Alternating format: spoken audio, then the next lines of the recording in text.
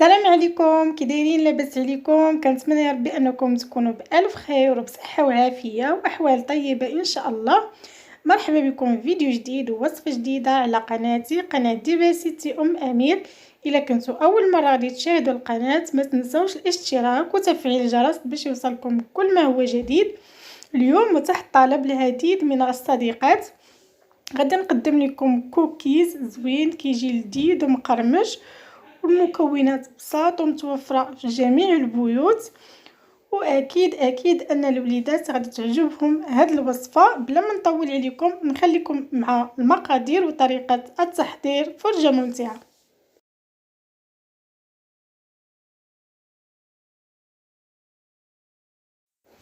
غادي نحتاجو المقادير لوصفتنا ديال اليوم: 250 غرام ديال الزبده الخاصه بالحلويات، اي نوع متوفر عندكم يكون بحراره المطبخ، 2 ديال لي ساشي ديال الفاني، كميه قليله من المكسرات، اي نوع ديال المكسرات عندكم كديروه ماشي مشكل، كميه قليله ماشي بزاف.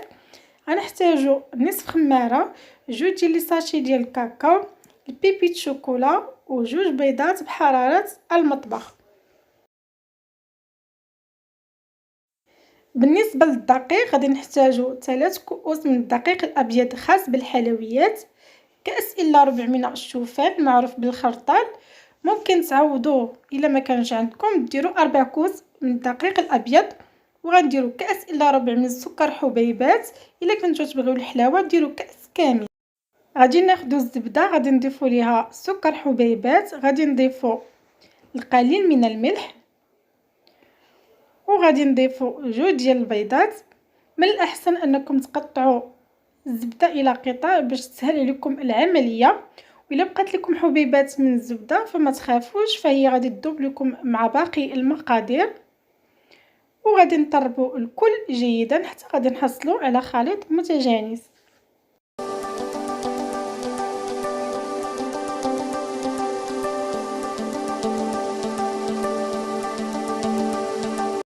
غادي نضيفوا 2 ديال لي ساشي ديال الكاكاو، ممكن انكم تستغناو عليه وتخليو الكوكيز ديالكم ابيض، لكن من الاحسن كيجي بالكاكاو احسن.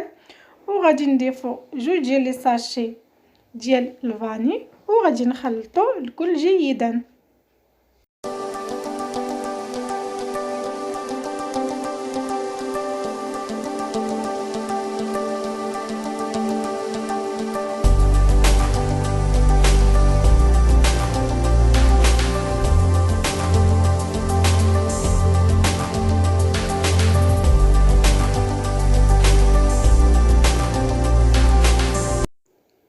غادي نضيفوا الكاس ديال الشوفان، عفوا الكاس الا ربع ديال الشوفان، وغادي نخلطوا. ومن بعد غادي نبداو نضيفوا في الدقيق الابيض كاس بكاس حتى نكملوا الكميه اللي عندنا.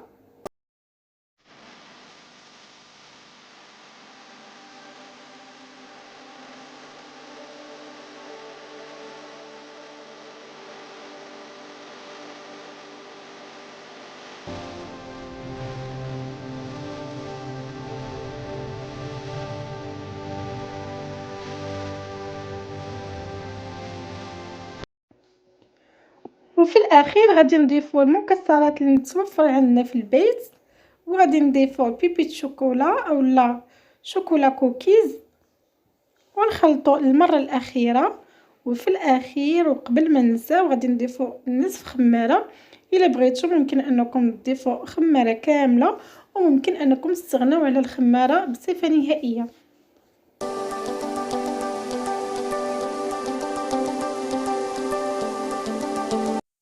من بعد ما وجدنا العجين غادي نغطيوه باناء بلاستيكي، وغادي نخليه واحد 10 ديال الدقائق ونرجعوا باش نشكلوا الكويرات ديالنا. فإلا جاكم العجين انه كيتلصق غادي تاخذوا القليل ديال من الزيت، وغادي تدهنوا يديكم وغتبداو كتشكلوا الكويرات بالحجم اللي كيناسبكم. والا كان عندكم الميزان كتعبروا الوزن ديال كل حبه. من بعد ما كنشكلوا الكويره غادي نوضعوها في العطا اللي مدهونه من قبل بالزيت والقليل من الدقيق الابيض، وغادي نستمروا بتشكيل الكويرات حتى غادي نساليو الكميه اللي عندنا.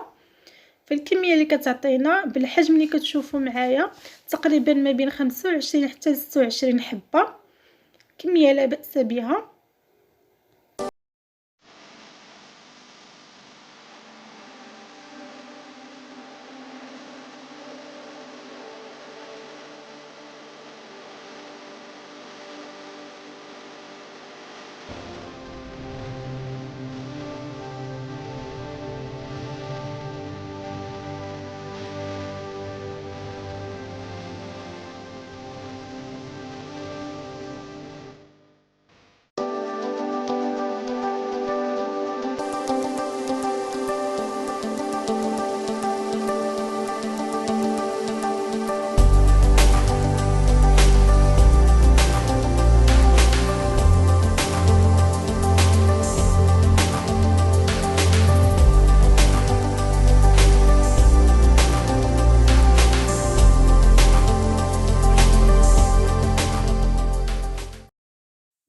ومن بعد غادي نزينو الوجه ديال الكوكيز بقطع الشوكولاته الخاصه بالكوكيز. ممكن انكم ديروا الشوكولاط العادي، لكن بحال اللي كيتحرق وكيجي شويه المذاق مر، لذلك من الاحسن انكم ديروا يا اما نوعيه ممتازه ولا الشوكولاط الخاص بالكوكيز.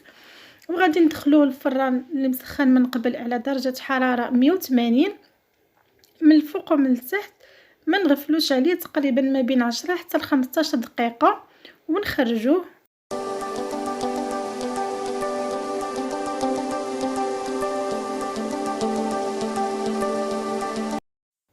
غادي ناخذ صينيه اخرى وغادي نكمل فيها الكميه اللي بقات عندي بنفس الكيفيه، وفي الاخير كنزينو بحبيبه الشوكولاته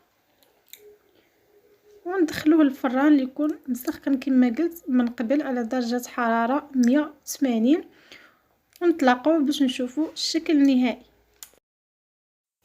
اذا كانت هذه هي الوصفه ديالنا ديال اليوم، كنتمنى انها تنال اعجابكم.